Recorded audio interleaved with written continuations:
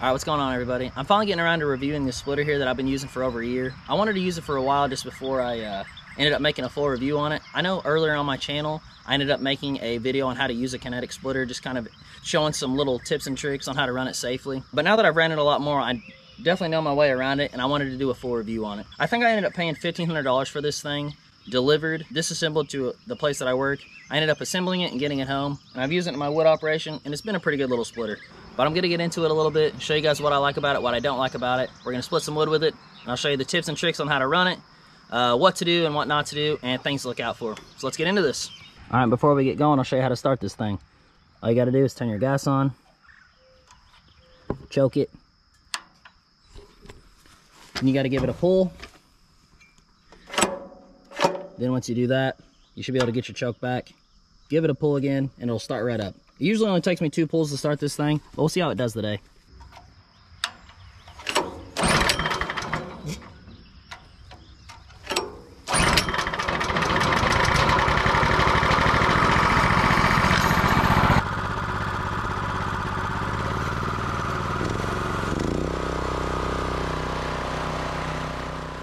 The motor on the splitter is a Kohler, and I've never had any trouble with it at all. I never store this thing inside and leave it outside all year round.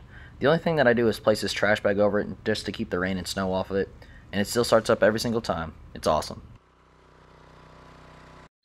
Some other things I wanted to hit on before we really got started. I did have a spring on my safety mechanism here. This makes you have to use 2 hands whenever you're using the splitter, and prevents the fact that you could get really cocky with this thing only when you use 1 hand, and you're going to end up having your hand on the top of a round, or you're not going to be watching carefully. You're going to get your hand behind one. You're going to end up hurting yourself. It's always better to use this. And even though it is broken, I still use it.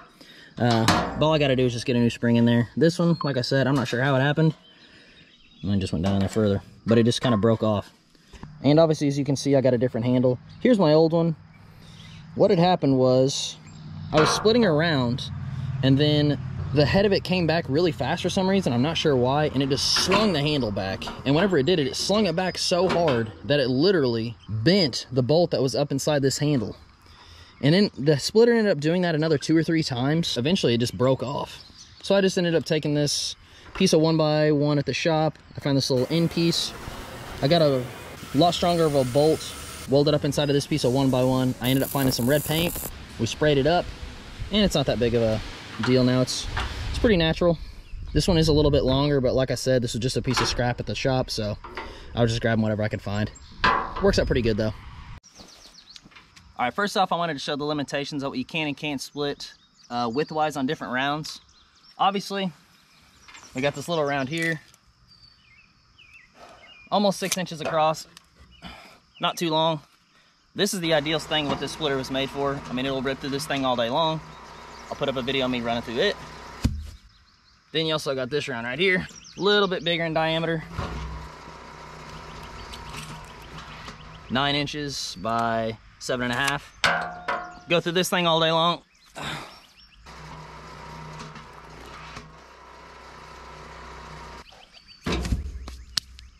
Then we got this bigger piece here, this cherry block. Is 13 by 12, so pretty much 12 all the way across. This piece is where it's going to start to get a little bit iffy on if it's going to go through it all the way. Now, whenever you do cut a piece like this, you're not going to want to split it right in the middle. What's going to happen is the splitter's going to hit it, it's going to get stuck, and the head of it might or might not actually come back because it'll be trying to spin and spin and spin and want to try and push it all the way through, and your splitter's just going to be sitting there. You want to start busting up from the sides, then you can kind of maneuver it around and bust it in any orientation that you want. But obviously, once the sides are off, the wood is weaker and it's easier to split.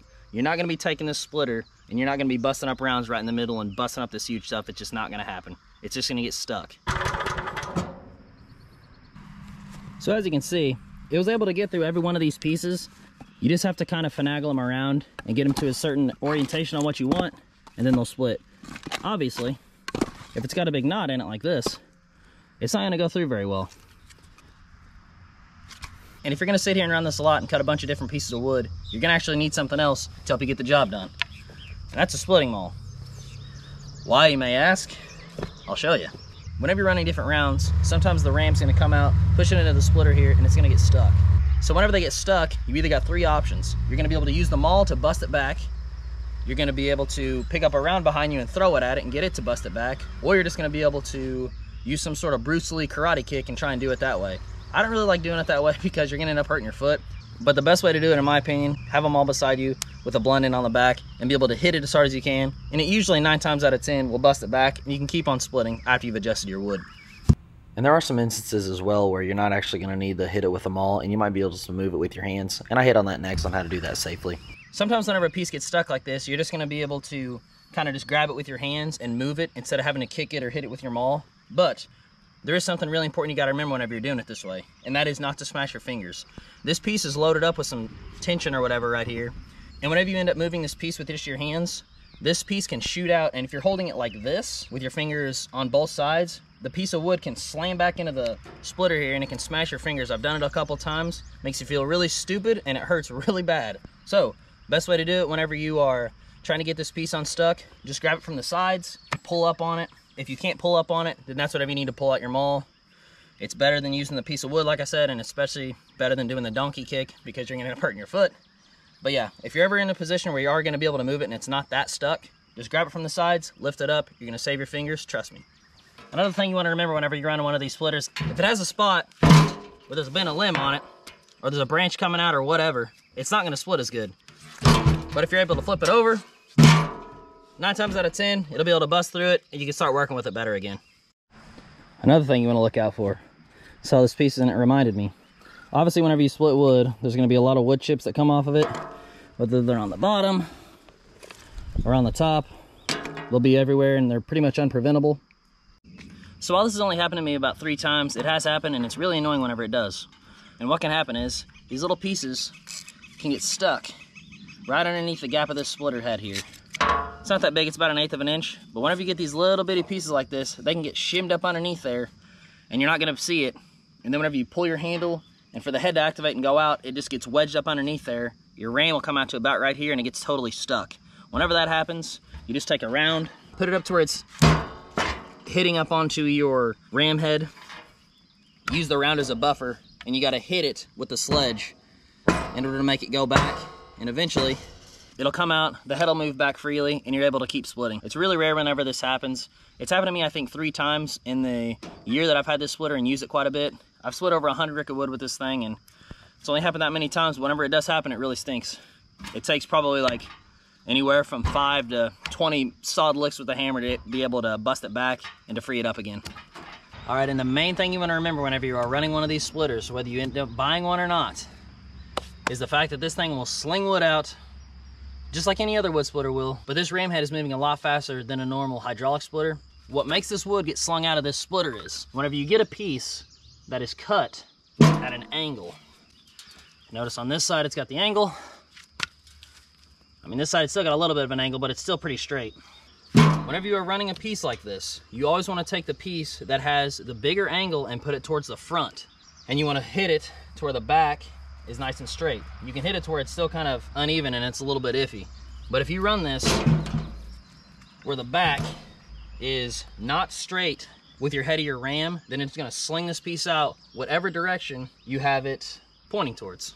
For example, if you have the piece and it's totally not straight here, even though the front is nice and straight, there's a likelihood that it's gonna sling out. That leads me to another point. Whenever you're operating one of these, and I said this in the other video as well, you don't want to be standing right next to the wood whenever you're splitting. The wood could come slinging out, and instead of slinging away from you, it could sling into you, and you could really injure yourself. So, in the odd instance that the wood does come flying out one way or the other, and it can even go up, I've seen that happen as well, you're away from the splitter, and you're not going to get injured. It's a good way to stay safe, especially whenever you're running one of these. All right, now that I have some of the negatives out of the way, there are a lot of positives to this splitter as well. Number one being that this thing is really light. I can maneuver it around a lot of different areas in my little wood area, in my yard, down my driveway. It's just super easy to move around and it's really light. And that is something you don't get with all these really big splitters that cost a ton of money. They're just really heavy.